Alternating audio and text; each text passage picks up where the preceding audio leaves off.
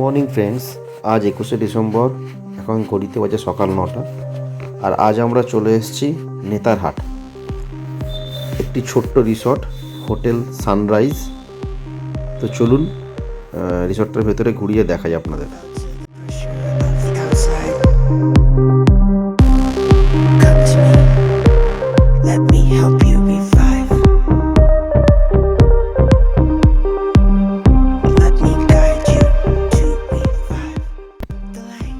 সামনে এটা রিসেপশন এবং এখানে গোটা 5-6 রুম আছে। আর এটা পার্কিং এরিয়া, যেখানে গাড়ি পার্ক করা যাবে।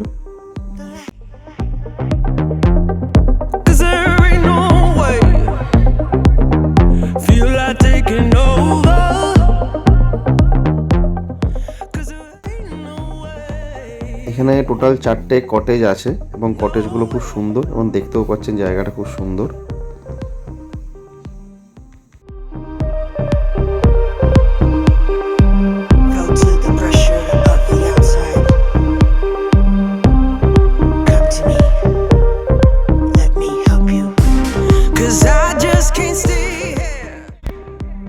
রুমগুলোর বাইরে বসার জন্য চেয়ার টেবিলও আছে এখানে।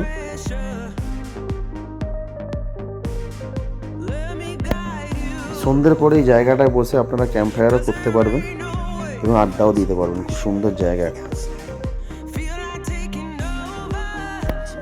তো চলুন আপনাদের রুমের ভেতরটা দেখিয়ে দিই কীরকম।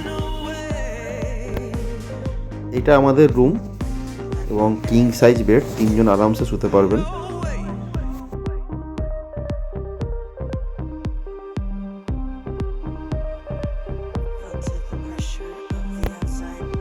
এখানে একটা ছোট্ট মতন ওয়ার্ড্রোব আছে, যেখানে অনেকটা স্পেস আছে জামা কাপড় রাখার জন্য, ব্যাগ রাখার জন্য। একটা বড় টিভিও আছে, আপনি টিভিও দেখতে পাবেন। এবং সবথেকে বড় কথা, বাথরুমটা অনেক বড়, যেখানে আপনার ওয়েস্টার্ন প্যানও আছে, গিজারও আছে। শীতকালে কোনো অসুবিধাই নেই এবং বাথরুমটা অনেক বড়, অনেক স্পেসিয়াস।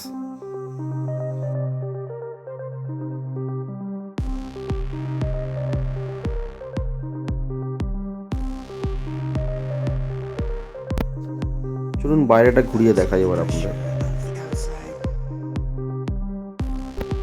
এখানে ক্যাম্প ফায়ারের ব্যবস্থা আছে, অনেকটাও জায়গা আছে এবং কাল রাত্রে প্রচুর ঠান্ডা ছিল। ক্যাম্প ফায়ারটা আমাদের অনেক আরাম দিয়েছে। একটা জিনিস আপনাদেরকে বলে রাখি, এনাদের নিজস্ব এই মুহূর্তে কোনো কিচেন নেই। তো আপনারা যে খাবারই অর্ডার করবেন না কেন, ওনারা ঠিক এনে দেবেন এবং খাবার অত্যধিক সুস্বাদু।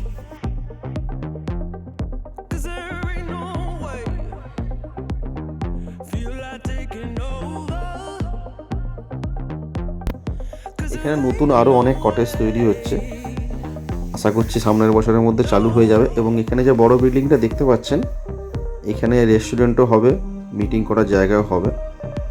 আর এই চারদিকে যে শুকনো যে গাছগুলো দেখতে পাচ্ছেন, এগুলো সব ন্যাসপাতি গাছ, যা এখন শুকিয়ে আছে। ন্যাসপাতি গাছে ভর্তি এখানে, একদম দারুণ লাগবে ন্যাসপাতির সিজনে এলে।